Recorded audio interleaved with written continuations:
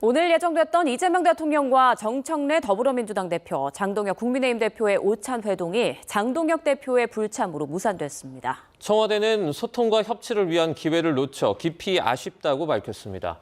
취재기자 연결해서 자세히 알아보겠습니다. 홍민기 기자. 네, 청와대입니다. 네, 설 연휴를 앞두고 협치에 물꼬를 트는 계기가 될 수도 있다, 이런 기대도 나왔는데 결국 오찬이 취소된 거군요. 네, 어제 전격적으로 공개됐던 이재명 대통령과 여야 대표의 두 번째 오찬 회동이 오늘 오전 무산됐습니다. 국민의힘 장동혁 대표가 돌연 불참을 선언했기 때문인데요. 장 대표는 어젯밤 더불어민주당 주도로 법사위를 통과한 재판소원법과 대법관 증언법 등을 불참 사유로 들었습니다. 관련 소식이 전해진 직후 청와대에선 홍익표 정무수석이 브리핑을 열었습니다. 이번 회동은 국정 현안에 대한 소통과 협치를 위한 자리였는데 이를 살릴 수 있는 기회를 놓쳤다는 것에 깊은 아쉬움을 전한다고 밝혔습니다. 그러면서 대화의 문은 활짝 열려 있다는 게 청와대의 원칙적인 입장이라고 강조했습니다.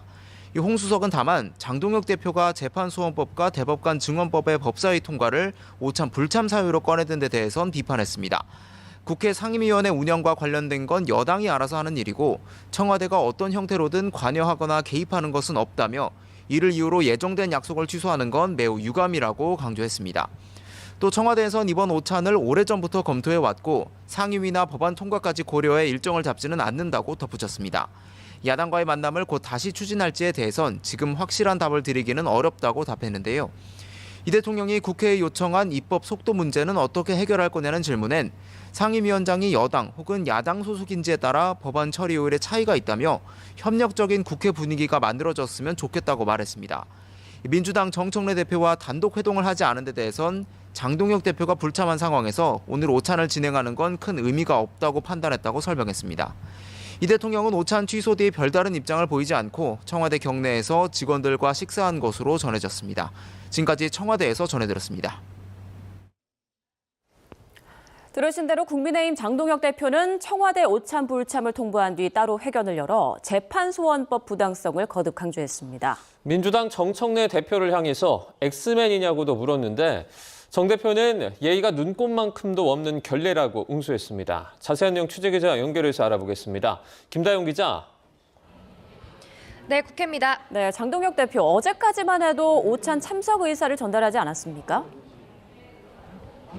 네, 그런데 오늘 아침 최고위원 회의에서 기류 변화가 감지됐습니다. 더 생각을 해봐야 할 것 같다더니 오전 11시쯤 최종 불참 의사를 밝혔는데 어젯밤 국회 법제사법위원회를 통과한 재판소원법이 이유입니다.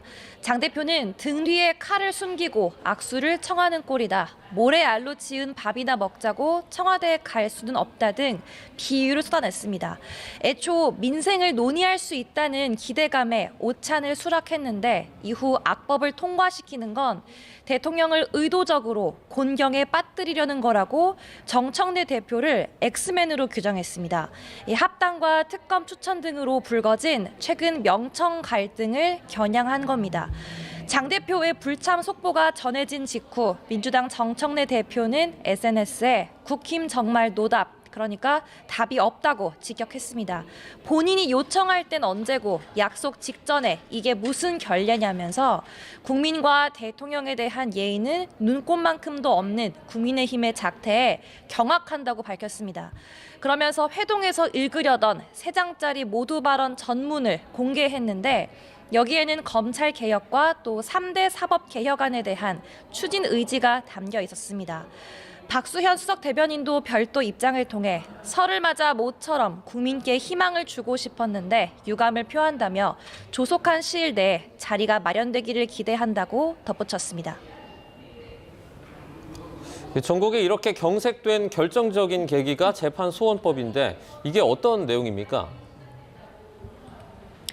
네, 재판소원법은 대법원에서 최종 확정 판결을 받은 재판도 헌법재판소에 다시 문제를 제기할 수 있는 법입니다.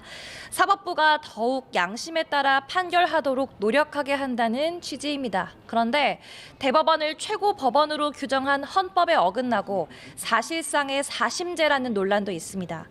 민주당은 어제 법사위 전체 회의에서 재판 소원법에 더해 대법관 증언법도 단독 처리했습니다.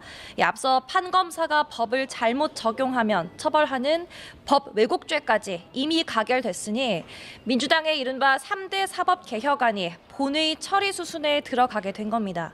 국민의힘은 이재명 대통령 무죄 만들기라며 재판 결과를 뒤집기 위한 안전장치라고 그 위헌성을 지적합니다. 야당 법사위원들은 기자회견을 열고 대통령 한령 때문에 대부분 재판이 사심으로 가는 소송 지옥에 빠질 수 있다고 비판했습니다.